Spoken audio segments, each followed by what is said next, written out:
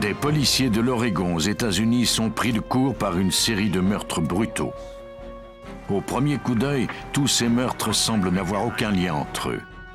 Mais à mesure que le nombre de victimes augmente, l'enquête dévoile peu à peu une horrible vérité.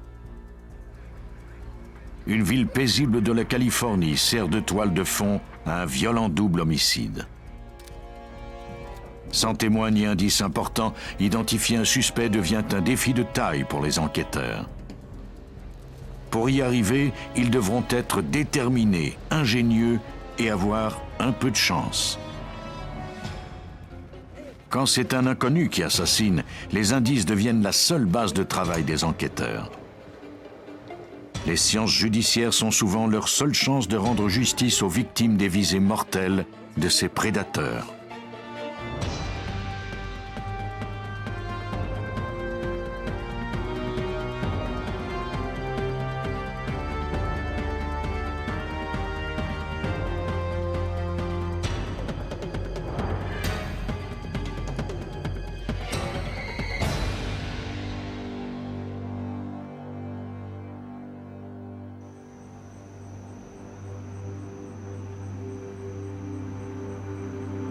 Hillsborough, dans l'Oregon, n'est qu'à 25 km de Portland. Pourtant, on se sent à des lieues des préoccupations des grandes villes. Quelques heures avant l'aube du 9 octobre 1992, les répartiteurs du service d'urgence de Hillsborough reçurent un appel. Un résident de Cornell Road avait entendu des coups de feu. Les policiers se rendirent immédiatement sur la scène. Une Volkswagen 1966 s'était garée sur un trottoir. La carrosserie était criblée de trous de projectiles. Il y avait des fragments de verre, un sac à main et des traces de sang sur le siège avant. On retrouva plus d'une dizaine de douilles de projectiles éparpillées au sol. Dans le coffre à gants, les agents trouvèrent les papiers d'immatriculation du véhicule. Il appartenait à une femme du nom de Martha Bryant.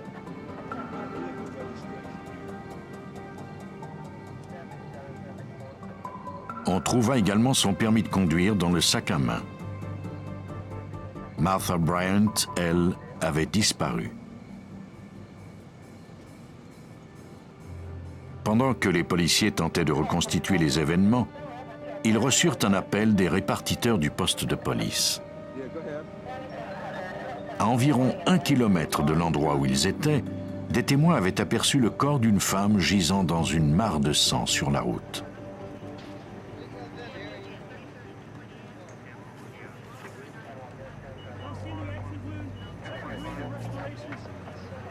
Un policier se rendit sur les lieux. Des ambulanciers tentaient désespérément de lui sauver la vie. Il reconnut le visage qu'il avait aperçu plus tôt sur le permis de conduire. C'était Martha Bryant, la propriétaire de la Volkswagen.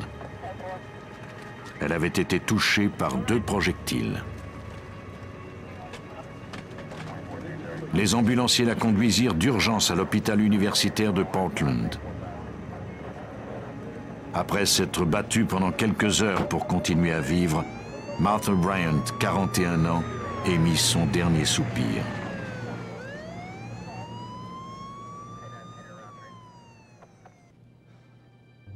Plus tard dans la matinée, les autorités entrèrent en contact avec son mari. Ce dernier ne pouvait croire que quiconque ait pu lui vouloir du mal. Martha était sage-femme, c'était une personne dévouée. Il n'était pas rare qu'elle soit encore à l'hôpital en pleine nuit pour aider ses patientes à mettre leur enfant au monde.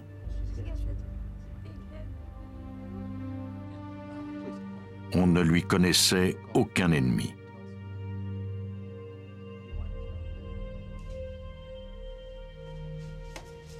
Lors de l'autopsie, le médecin légiste constata qu'elle avait été violée.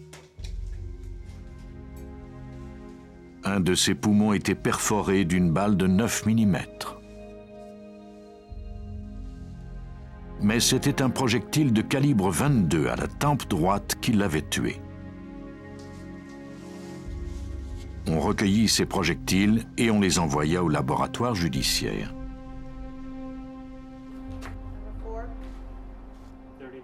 Les experts du laboratoire de l'État de l'Oregon fouillèrent la Volkswagen à la recherche d'indices supplémentaires.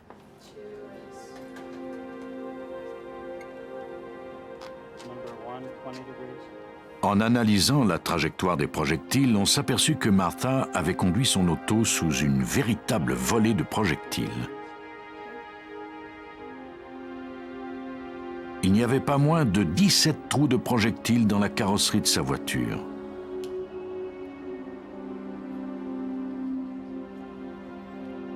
L'attaque provenait de 2 points différents. De l'arrière du véhicule, à droite, et juste à l'extérieur, près de la portière droite.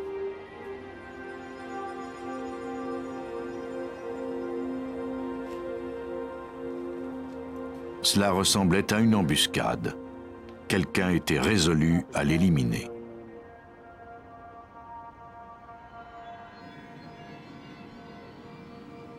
Les experts comparèrent ensuite les projectiles recueillis dans le véhicule à ceux qui avaient tué la victime. Ils étaient identiques. Les marques sur les projectiles indiquaient que l'arme utilisée était sans doute un pistolet Browning de 9 mm. Les experts confirmèrent également que le coup fatal à la tête de la victime provenait d'une arme différente, cette fois-ci un pistolet de calibre 22. Cela pouvait signifier qu'il y avait 2 tireurs.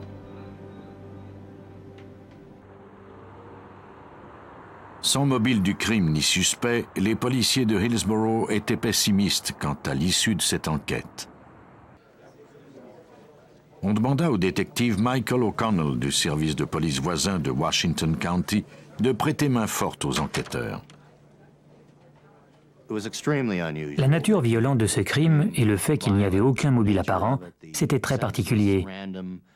Ça ne ressemblait à aucun des crimes sur lesquels on avait déjà travaillé ici et dans toute la région métropolitaine de Portland. La nouvelle du meurtre de Martha Bryant secoua la population. Le public donna de nombreuses pistes aux policiers, mais aucune d'elles ne menait quelque part. 2 mois après la fusillade, l'enquête de Martha Bryant cessa de progresser. Le détective O'Connell refusait d'abandonner avant d'avoir résolu ce meurtre insensé. Il était persuadé que l'homicide de Martha Bryant avait été commis au hasard. Il examina le dossier d'un autre cas demeuré sans solution sur lequel il avait travaillé l'année précédente. Là aussi, la victime avait, semblait-il, été tuée au hasard par un inconnu. O'Connell se mit à la recherche de points communs entre les 2 cas. Le 19 avril 1991, on avait dépêché des détectives de Washington County chez une femme de Hillsborough. Les détectives y avaient trouvé le corps de Margaret Schmidt, 62 ans. Elle avait été violée, étranglée, puis étouffée avec un oreiller. Le seul indice trouvé sur la scène se trouvait par terre dans de la poudre de talc. Il s'agissait de l'empreinte de la semelle d'une chaussure de course de marque Reebok et de pointure 8,5. Après avoir réexaminé le dossier, O'Connell en conclut qu'il n'y avait aucun lien solide entre les 2 affaires. Le mode d'opération était complètement différent. La seule ressemblance entre le meurtre de Martha Bryant et celui de Margaret Schmidt était qu'elles avaient toutes 2 été victimes de meurtres gratuits. 2 mois après le meurtre de Martha Bryant, un camionneur remarqua quelque chose d'étrange au bord de la route. En s'approchant, il constata qu'il s'agissait du cadavre d'une jeune femme. Il appela immédiatement le service de police de Washington County. Le détective Scott Ryan répondit à l'appel. Nous ne disposions pas à ce stade de l'enquête d'informations particulières. Les gens sur la scène ignoraient si elle avait été frappée par un chauffard ou si son corps avait été abandonné là. En arrivant sur les lieux, les policiers découvrirent qu'on avait tiré à bout portant sous le menton de la victime. L'arme utilisée était un pistolet de calibre 22. Elle avait été sévèrement battue et violée.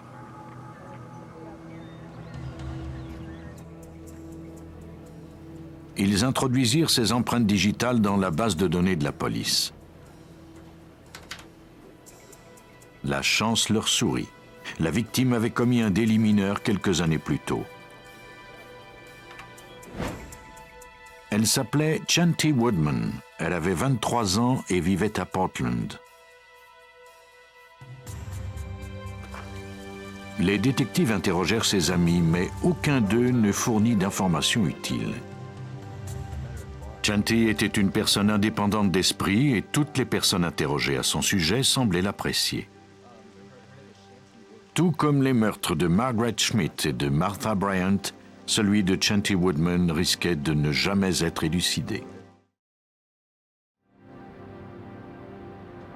Pour tenter d'endiguer cette série de meurtres sordides, les autorités de Washington County créèrent une escouade spéciale composée de policiers des divers services de police du secteur.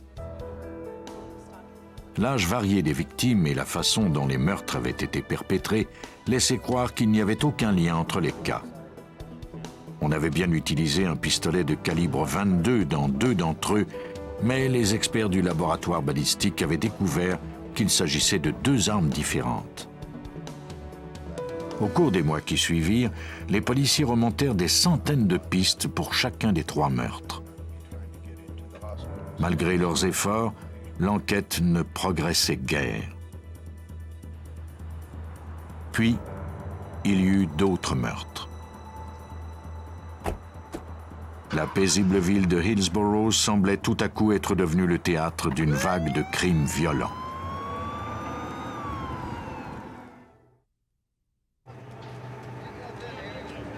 Alors que les policiers de Hillsborough étaient confrontés à de nombreux cas d'homicides qu'ils n'arrivaient pas à élucider, on signala de nouvelles agressions. 2 dames avaient été attaquées dans leurs maisons respectives.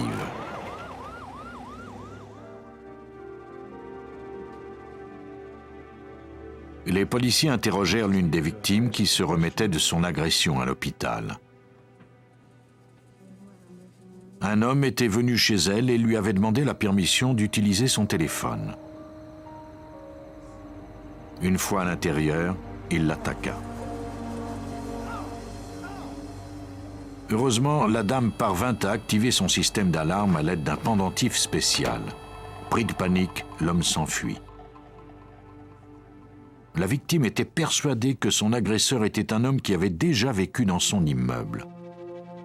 Il s'agissait de Cesar Barone, 30 ans. La victime de l'autre attaque identifia également Barone comme étant son agresseur. Les policiers obtinrent un mandat d'arrestation. Ils retrouvèrent rapidement la trace de Barone dans un bar du quartier. Il fut mis en détention provisoire.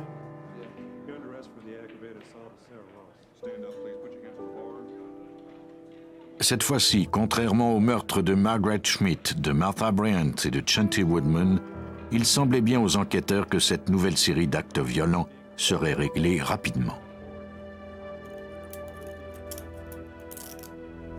Lors de la réunion hebdomadaire de l'escouade spéciale, le détective O'Connell prit connaissance de l'affaire Barone et des détails entourant les agressions. Nous avons échafaudé des hypothèses. Était-il possible qu'il ait tué Margaret Schmidt? Les victimes qui avaient survécu à son assaut avaient à peu près le même âge et de plus, l'une d'entre elles vivait à seulement un pâté de maison de chez Margaret. Cela pouvait être une piste intéressante. Les détectives se rendirent à la prison pour interroger Barone. Ce dernier déclara qu'il ignorait tout de Margaret Schmidt et il nia être impliqué dans les agressions des 2 autres dames. Mais comme il avait été formellement identifié, les détectives étaient persuadés qu'il mentait. Ils lui demandèrent ensuite s'il possédait une arme à feu. À leur étonnement, il admit qu'il en possédait bien quelques-unes, notamment un pistolet semi-automatique Browning de calibre 9 mm.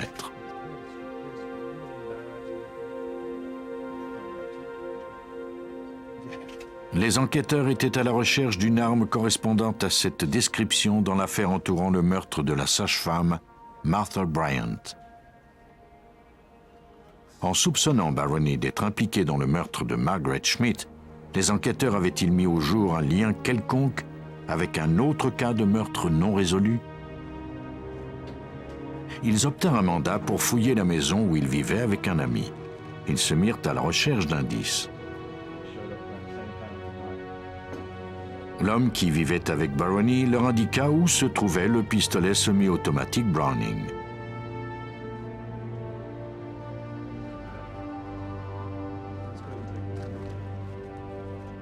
Nous l'avons envoyé au laboratoire pour des analyses balistiques et aussi pour que l'on compare les résultats aux indices recueillis dans l'affaire Bryant. À ce moment-là, nous n'agissions que par intuition, car rien n'indiquait qu'il l'avait tué. Dans la chambre à coucher du suspect, ils trouvèrent un indice qui pouvait se révéler précieux. Une paire de chaussures Reebok. La même marque que celle de l'empreinte laissée sur la scène du crime de Margaret Schmidt. Au laboratoire, les experts examinèrent ces chaussures. On établit qu'il s'agissait bien de chaussures de course Reebok, modèle ERS, et de pointure 8,5.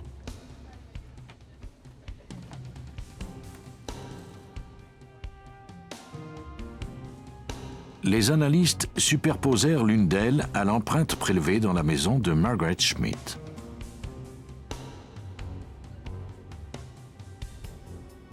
Les caractéristiques uniques de la semelle de la chaussure de Baroni se retrouvaient sur l'empreinte de la scène du crime.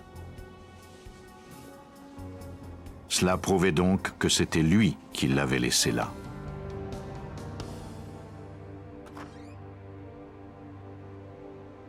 Les détectives s'étaient peut-être retrouvés sur la piste d'un tueur en série sans le savoir. Ils firent examiner l'arme trouvée chez Baroni. Peut-être avait-elle servi dans le meurtre de Martha Bryant. L'expert en balistique Chris Johnson effectua des tirs d'essai avec le Browning 9 mm dans un réservoir d'eau.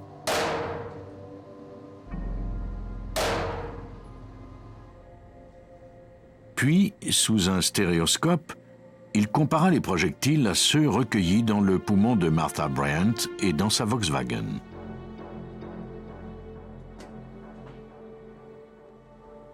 Il appela ensuite le détective O'Connell pour lui communiquer les résultats de ses analyses.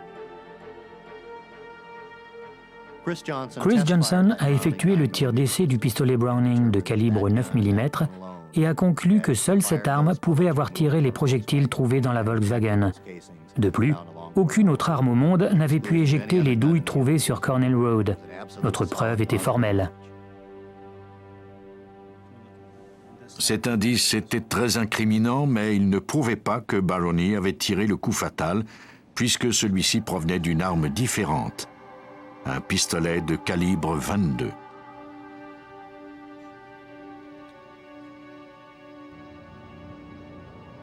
En se mettant à la recherche de cette arme, les policiers obtinrent de l'aide d'une source inattendue. Le compagnon de cellule de Baroni l'avait entendu se vanter d'avoir tué Martha Bryant. Baroni disait qu'il avait fait feu seul. Il avait utilisé le 9 mm pour tirer sur la voiture de la victime, puis il avait pris son pistolet de calibre 22 pour tirer le projectile qui l'avait tué. Et ce n'était pas tout. Baroni s'était également vanté d'avoir commis un autre meurtre avec un complice quelques mois plus tôt. Ce meurtre n'avait pas été résolu. Les détails entourant cet homicide étaient déjà familiers aux enquêteurs. Le détective Scott Ryan lut la déposition du compagnon de cellule du suspect. Baroni a décrit à son compagnon le cas d'une femme qu'il a fait monter à bord de son auto à Portland. Ils ont pris la direction ouest. Il l'a violée, puis assassinée. Un seul cas pouvait correspondre à cette description, celui du meurtre de Chanty Elise Woodman. On retraça le complice de Barony dans une prison de la région où il purgeait une peine pour une autre affaire. Leonard Darcel et Barony avaient rencontré Chanty Woodman dans un bar de Portland le soir précédant sa mort. Ils étaient parvenus à la tirer dans la voiture de Barony. Une fois à l'intérieur, ce dernier la viola. Puis, ils se rendirent dans un endroit isolé. Darcel déclara qu'il avait supplié Barony de l'épargner et de la déposer au bord de la route. Mais Barony n'en fit qu'à sa tête. Il la tua avec son pistolet de calibre 22. L'enquête progressait à un bon rythme, mais encore fallait-il retrouver les armes utilisées pour tuer Martha Bryant et Chanty Woodman.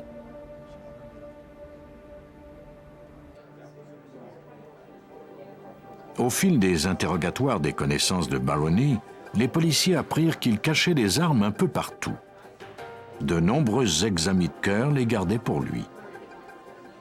Les policiers retracèrent et recueillirent plusieurs de ces armes, notamment quelques revolvers de calibre 22.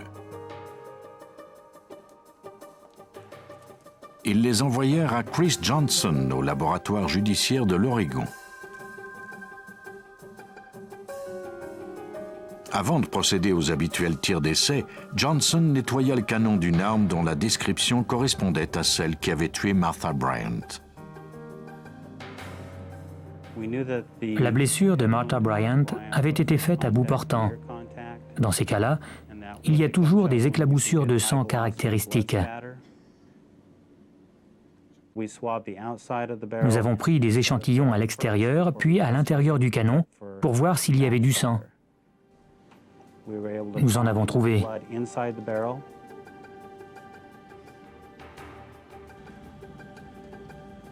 L'analyse de l'ADN indiquait que le sang trouvé sur l'arme était le même que celui de la victime prélevé lors de l'autopsie. Cette preuve démontrait hors de tout doute que l'arme de Barony avait bien tué Martha Bryant.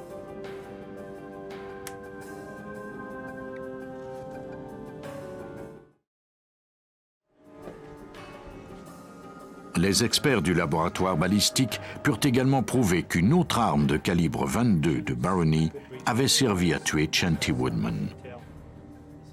Au bout du compte, les autorités policières de l'Oregon avaient démontré la culpabilité de Cesar Barony dans 3 meurtres. Les détectives se rendirent à la prison de Washington County pour présenter à Cesar Barony les chefs d'accusation qui pesaient contre lui, les meurtres de Margaret Schmidt, de Martha Bryant et de Chanty Woodman, ainsi que l'agression de 2 autres dames. À partir des indices recueillis, les policiers étaient d'avis que Barony rôdait toujours dans le même quartier, à la recherche de femmes vulnérables qu'il pouvait facilement enlever, agresser sexuellement et tuer.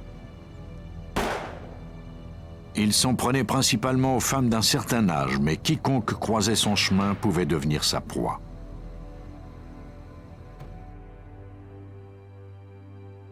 Cesar Barony comparut devant les tribunaux pour les meurtres de Martha Bryant, Chanty Woodman et Margaret Schmidt. Il fut condamné 3 fois à la peine de mort. Pour son implication dans l'enlèvement et le meurtre de Chanty Woodman, Leonard Darcel a été condamné à 20 ans d'emprisonnement sans possibilité de libération conditionnelle. Le tueur en série, Cesar Barony, attendait que ses victimes soient seules avant de les attaquer. D'autres meurtriers passent à l'action dès que l'occasion se présente à eux.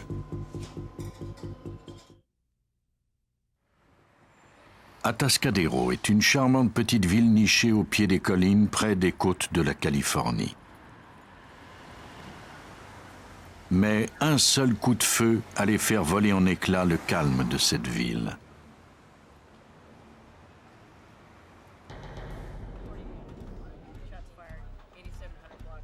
Le 5 février 1987, à l'aube, des policiers et des ambulanciers furent envoyés à un immeuble.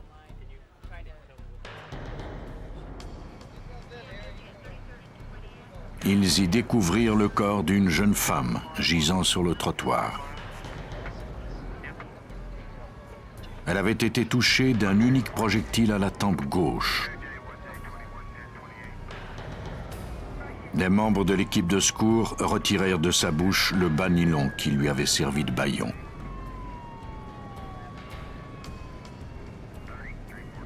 Les experts se déployèrent en éventail pour fouiller les environs. Des policiers interrogèrent les résidents des appartements. On put ainsi identifier la victime.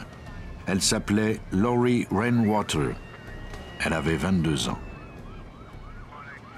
Les voisins étaient sortis rapidement en entendant des cris suivis de 3 coups de feu. À cause de la brume, cependant, ils avaient eu de la difficulté à voir ce qui était arrivé. Ils n'avaient aucune idée de l'identité du meurtrier. Pendant que la recherche d'indices se poursuivait, les policiers découvrirent une seconde victime derrière l'immeuble. L'homme était mort, touché d'un projectile à la poitrine, ainsi que d'un autre projectile tiré à bout portant à la nuque. Comme la première victime, on l'avait bâillonné avec un bas nylon. Les voisins l'identifièrent. C'était le mari de Lori, John Rainwater, 25 ans.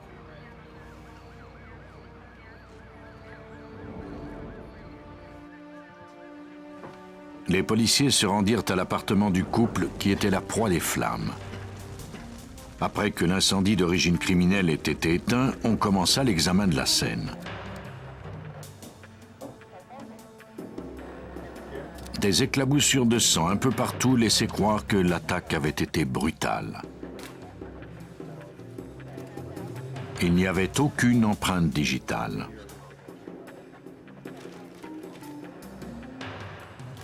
Apparemment, le couple avait été ligoté.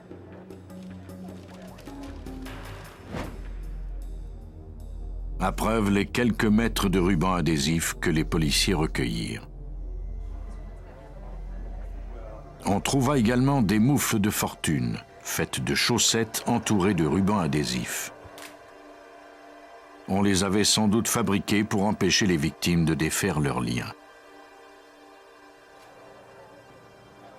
Au cours des fouilles, les policiers remarquèrent 2 pots vides sur la table. Tous les objets recueillis furent envoyés au laboratoire pour être examinés.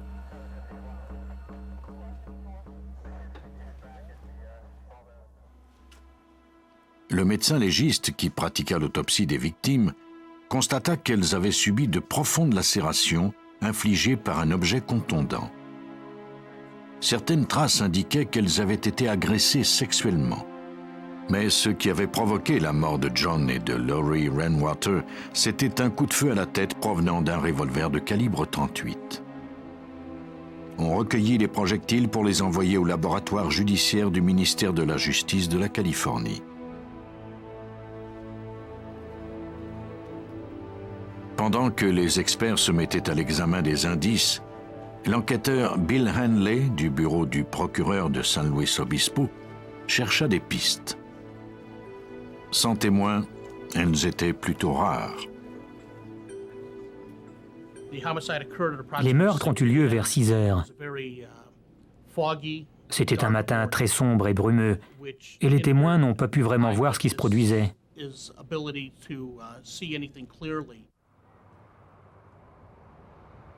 Les enquêteurs se tournèrent vers les familles des victimes dans l'espoir d'obtenir des informations. Madame Martinez, la mère de Lori, ne pouvait concevoir que quelqu'un ait pu en vouloir à la vie de Lori et John. Ce couple sans histoire était heureux et très croyant.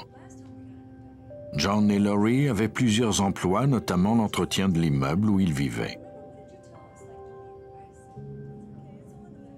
Ils surveillaient toutes leurs dépenses et avaient amassé assez d'argent pour déménager dans un appartement plus grand. Ils comptaient avoir des enfants. Madame Martinez déclara que sa fille gardait leurs économies dans des pots de verre. Les enquêteurs en déduisirent que c'était sans doute les pots qu'ils avaient trouvés vides.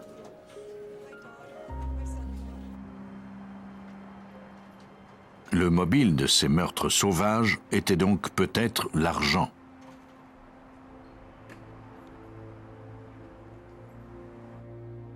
Les enquêteurs espéraient que les indices recueillis sur place leur permettraient d'en savoir davantage.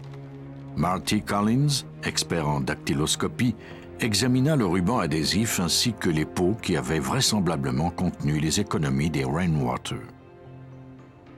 Il ne trouva aucune empreinte sur les pots.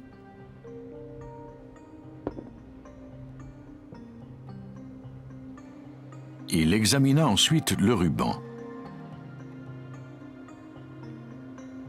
Mais il avait été chiffonné et froissé. On peut réussir à remettre un ruban adhésif dans son état initial, mais une fois qu'il a été froissé, nos chances de trouver des empreintes digitales sont plus limitées. Les méthodes traditionnelles pour localiser et prélever les empreintes furent infructueuses.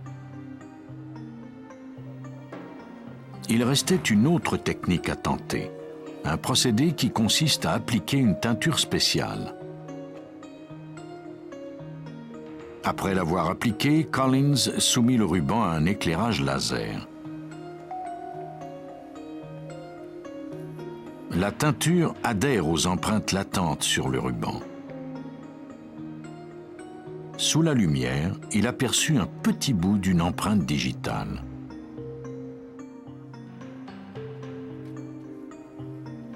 Cette découverte n'était pas vraiment encourageante, puisqu'il n'était pas possible de la comparer aux empreintes conservées dans la base de données.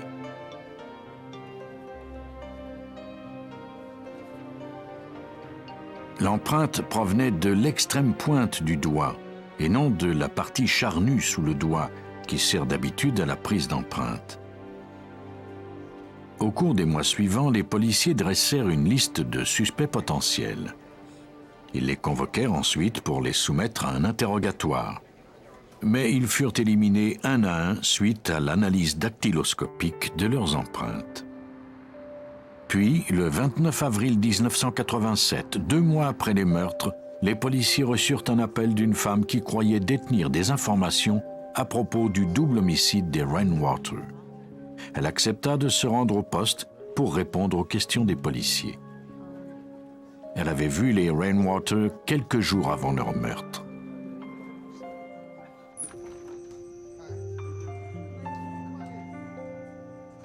Elle était à la recherche d'un appartement avec son ami Dennis Dwayne Webb et les avait rencontrés à ce sujet.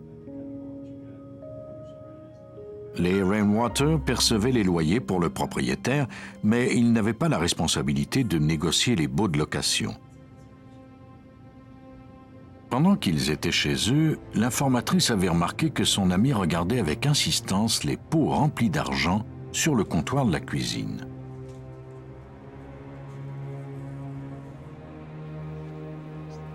Pour les enquêteurs, cette histoire ne prouvait pas sa culpabilité. Mais ce n'était pas tout. Elle raconta qu'une semaine après leur rencontre avec les Rainwater, Dennis Webb et elle-même avaient été arrêtés au cours d'une descente pour une affaire de drogue. Les policiers recueillirent des drogues, de nombreuses armes, mais ils ne trouvèrent cependant pas le revolver de calibre 38 que possédait Webb. Le lendemain de la descente, elle fut remise en liberté sous caution. Peu de temps après, Webb l'appela de la prison où il était incarcéré. Il voulait lui parler du revolver 38 qu'il avait caché. L'informatrice qui avait suivi l'enquête entourant le double homicide dans les médias avait appris que John et Lori Rainwater avaient été tués avec une arme de ce calibre.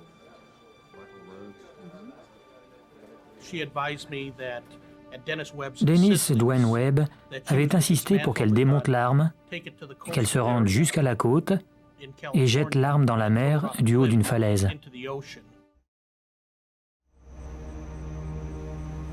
L'informatrice obéit à son ami.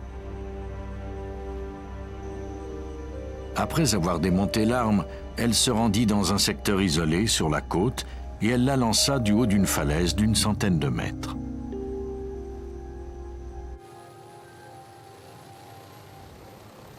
Après quelques mois sans piste sérieuse, les policiers disposaient enfin d'un suspect important pour les meurtres de John et Lori Rainwater. Mais pour consolider l'enquête, ils devaient retrouver l'arme du crime, ce qui était loin d'être évident à la simple vue de l'endroit.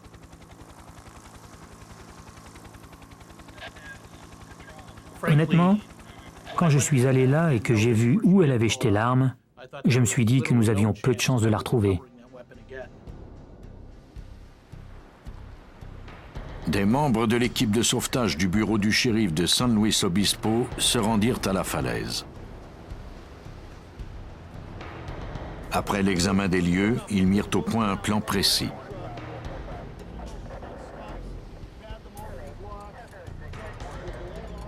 Ils contre-vérifièrent tout leur équipement pour s'assurer qu'ils ne couraient aucun danger, puis ils se mirent au travail.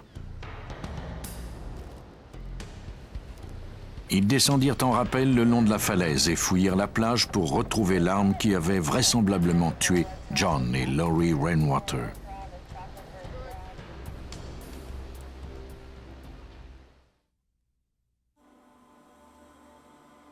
Les enquêteurs d'Atascadero en Californie poursuivaient leurs recherches d'indices relativement au double homicide de John et Lori Rainwater quand ils eurent enfin un coup de chance.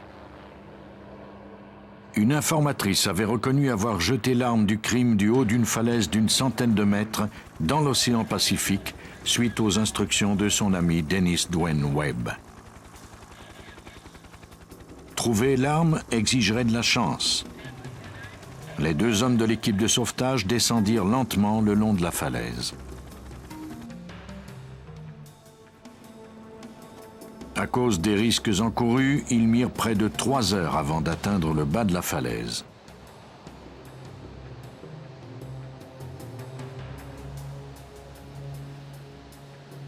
Une fois sur place, ils se mirent à la recherche de l'arme.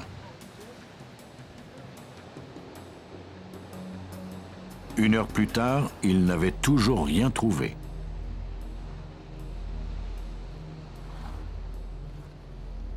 Puis, sous des amas de cailloux, ils remarquèrent enfin ce qui semblait être la carcasse d'un revolver Smith & Wesson de calibre 38.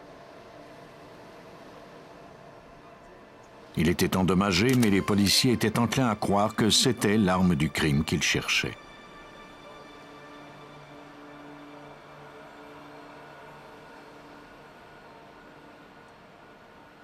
Les deux hommes remontèrent le long de la falaise et remirent l'arme à l'enquêteur Hanley.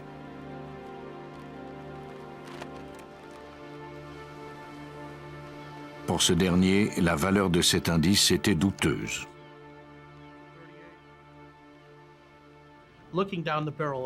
En examinant ce revolver, j'ai constaté que l'intérieur du canon était complètement rouillé. Je ne croyais pas que le service balistique pourrait faire quelque chose de cette arme.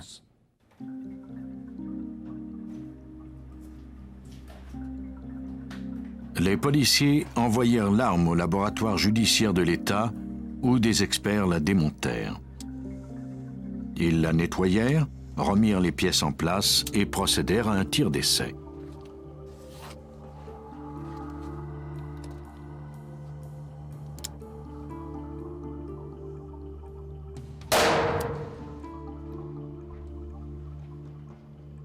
Ils comparèrent ensuite les projectiles à ceux qui avaient été recueillis sur les dépouilles de John et Lori Rainwater. Les sillons sur les projectiles créés lors de leur passage dans le canon de l'arme étaient identiques à certains endroits, mais pas partout.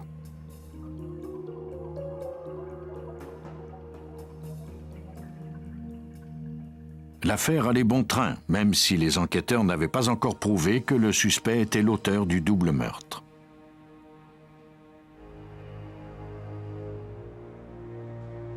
Ils demandèrent de l'aide à leur informatrice. Ils souhaitaient qu'elle obtienne les aveux de Webb. Ils lui demandèrent de porter un micro lors de sa prochaine rencontre avec lui en prison. Elle accepta de les aider, malgré les dangers que cela représentait.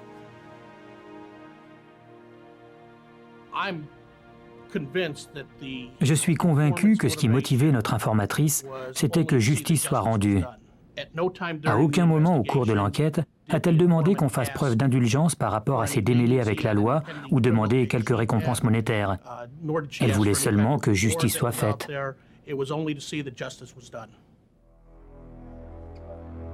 Au cours de la conversation, Webb ne fit aucune mention des meurtres.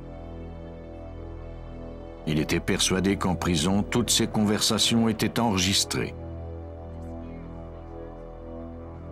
Quand l'informatrice lui dit qu'elle était inquiète parce qu'il était soupçonné du double homicide, il commença à parler en langage codé. Les policiers n'eurent aucun mal à décoder ses déclarations. Quand il voulait parler de l'arme que nous avions retrouvée sur la grève, il l'appelait le chat. Lorsqu'il parlait du fait qu'il avait tué quelqu'un, il disait qu'il avait fait exploser des raisins. C'est un peu le genre de code que nous avons dû déchiffrer. Webb assura son ami de ne pas s'inquiéter. En plus de se débarrasser de l'arme, il s'était assuré d'effacer toutes ses empreintes derrière lui.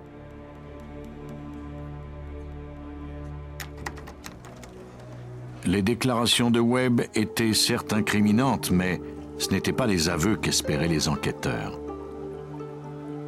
Ils avaient toutefois suffisamment d'indices pour obtenir un mandat de perquisition de la voiture de Webb. Sous le siège du conducteur, ils trouvèrent un rouleau de ruban adhésif identique à celui trouvé dans l'appartement des victimes. Dans le coffre, il y avait encore le coupon de caisse émis lors de l'achat de ce ruban. Il était daté du 4 février 1987 à 20h37, quelques heures seulement avant le meurtre des Rainwater.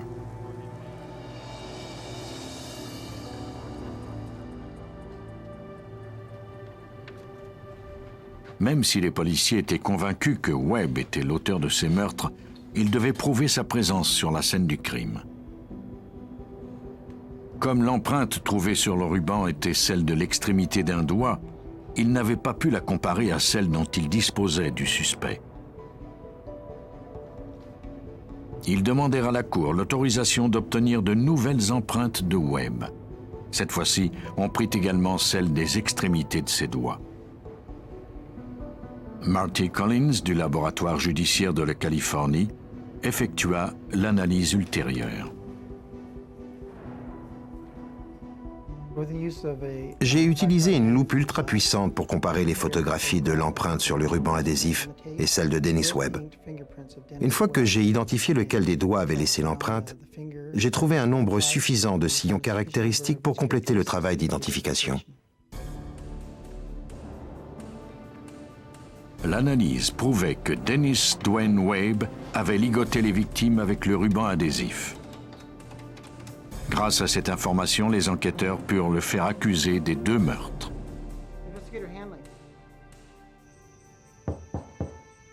Les policiers croient qu'après avoir aperçu l'argent des Rainwater, Dennis Dwayne Webb a mis au point son plan pour le leur voler. Quelques jours après les avoir rencontrés, il est entré de force dans l'appartement du couple. Il ne s'est toutefois pas contenté de les voler. Il a terrorisé et torturé John et Laurie pendant quelques heures. Le couple a réussi à prendre la fuite, mais Webb les a poursuivis et les a tués de sang-froid. Il a ensuite mis le feu à leur appartement pour détruire les indices de sa présence.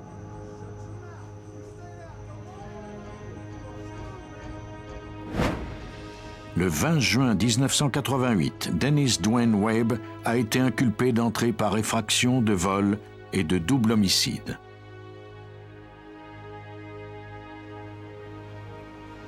Webb a témoigné au cours du procès et pour la première fois, il a reconnu être responsable de la mort de John et Laurie Rainwater. Après l'avoir entendu reconnaître sa culpabilité, le jury a condamné Dennis Dwayne Webb à mort.